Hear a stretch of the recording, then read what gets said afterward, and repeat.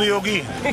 कैसे? उत्तर प्रदेश के लिए योगी जी अनुपयोगी हैं। कोई प्रधानमंत्री किसी भी मुख्यमंत्री के साथ ऐसा व्यवहार करे तो दिखता है। अरे आडवाणी जी तो जिन्ना के बारे में भी किताब लिखा, जिन्ना को तो प्रशंसा किया। आडवाणी जी तो जिन्ना के बारे में किताब लिखा। दावा हमारा 350 का है, लेकिन 400 जनता का जो माहौल दिख रहा है, 400 भी सीटें जीत सकती है। आई विटनेस न्यूज पर आज देखिए, आमिलपुर में सर्वाधिक और सिविल लाइंस में सबसे कम मतदान। मतदाता जागरूकता अभियान का कोई खास असर नहीं दिखा। सदर विधानसभा क्षेत्र के यादव बहुल गांव आमिलपुर में जहां सर्वाधिक 91.31% मतदान हुआ, वहीं सबसे कम 17.58% मतदान सिविल लाइन के बूथ पर हुआ है।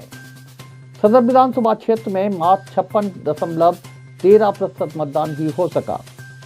मुस्लिम, ब्राह्मण, क्षत्रिय, लोधी व शाक्य बहुल बूथों पर 50% से अधिक वोट पड़े, लेकिन शिक्षित आबादी बहुल फतेहगढ़ के मोहल्ला सिविल लाइन, बरगदिया घाट, छावनी परिषद, कर्नलगंज जैसे कई बूथ ऐसे हैं जहां 17 से लेकर 38% तक मतदान ही हो सका है।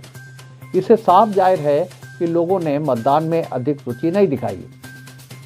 गांव आमिलपुर के बूथ पर कुल 449 मतदाता थे, जिनमें 410 लोगों ने अपने मताधिकार का प्रयोग किया है। वहीं सिविल लाइन के बूथ संख्या 135 पर 728 मतदाताओं में से केवल 128 लोगों ने ही वोट डाले। बरगदिया घाट के बूथ संख्या 137 पर 27.3%, छावनी परिषद के बूथ संख्या 130 पर 22%, कर्नलगंज के बूथ संख्या 129 पर 27%, बूथ संख्या 128 पर 38.50 व बूथ संख्या 127 पर 25.49% मतदान हुआ है। कासिमबाग के बूथ संख्या 126 पर 38.32% वोट पड़े। गांव सोता बहादुरपुर के बूथ संख्या 108 पर 62.20%, बूथ संख्या 109 पर 53.85%, बूथ संख्या 110 पर 52.4%, बूथ संख्या 111 पर 39.83%, बूथ संख्या 112 पर 39.83% मतदान हुआ है। मुस्लिम बहुल कटरी गंगपुर के बूथ संख्या 1 पर 77.19%, विस्तृत आबादी वाले मातादीन की मलैया में 72.18%, पंखियन की मलैया में 78.23% वोट पड़े हैं। सिरमौरा तराई के बूथ संख्या 5 पर 72.77% मतदान होने की जानकारी आई है।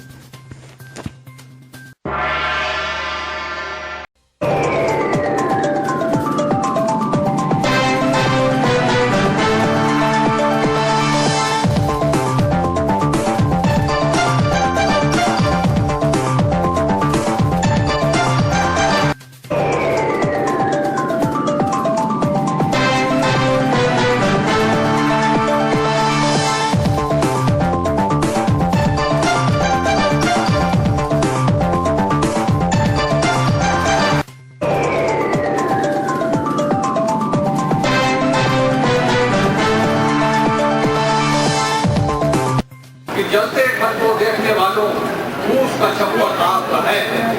जलते घर को देखने वालों, फूस का छप्पर आपका है। आग के पीछे तेज हवा है, आगे मुकद्दर आपका है।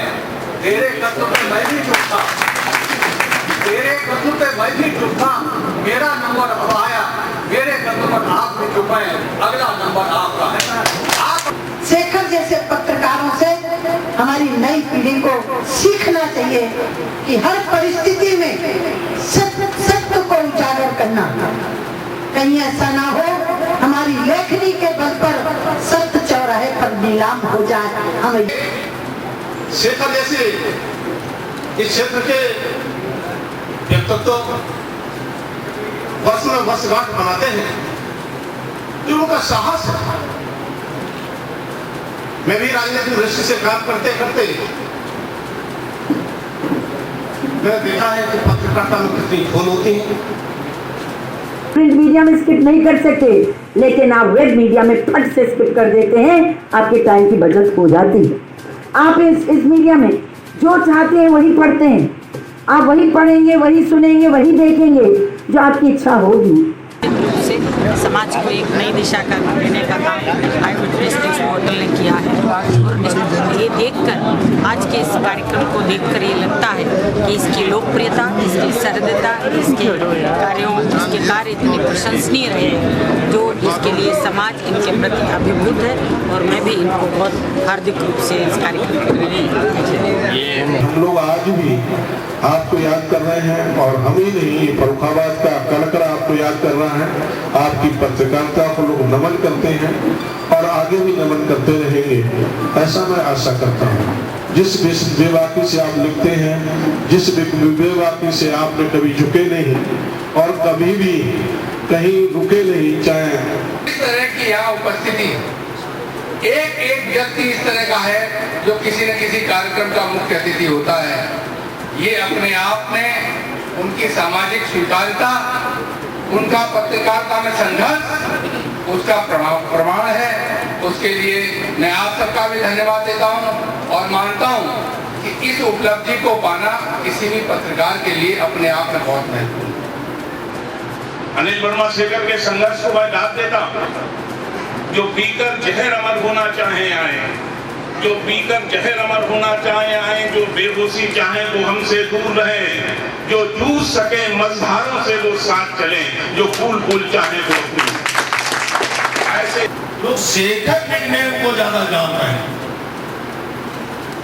और आपने ये जो नाम अपना पैदा किया है, ये छात्र जीवन से लेकर आज तक आपका जो संघर्ष रहा है, आपकी जो कर्तव्य परायणता रही है और उसमें जो निष्पक्षता रही है, पारदर्शिता रही है, उसका ये प्रतिफल है कि सभी लोग सारी दलीय सीमाओं से उठकर आप सबको साधुवाद देने आए।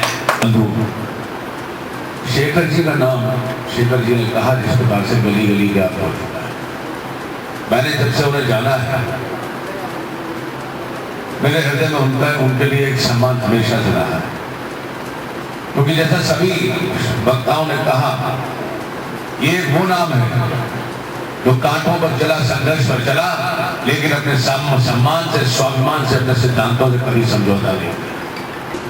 मंथन शब्द का उच्चारण करते ही हमारे दिमाग में समुद्र मंथन की तस्वीर आती है। समुद्र मंथन में से 14 रत्न निकले थे, और आज की हमारी पत्रकारिता कह लीजिए, आज की हमारी शिक्षा व्यवस्था कह लीजिए, उसकी एक कृपा है कि अगर हम ही में पूछने लगे कि वो 14 रत्न कौन से हैं, तो शायद बहुत कम लोग होंगे जिन्हें 14 रत्नों का नाम याद होगा।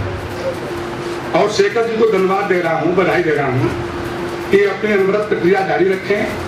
ये किसी की मदद के गुनहगार नहीं है, इन्होंने कभी किसी की मदद नहीं ली। अपनी कलम, अपनी डायरी और अपनी टूटी सी एक मोटरसाइकिल, यही इनकी जिंदगी है। और इसके बावजूद आप इनके अतीत की ओर देख लीजिए। अगर आपको सही पत्रकार क्या कर सकता है, देख लीजिए आप क्या है।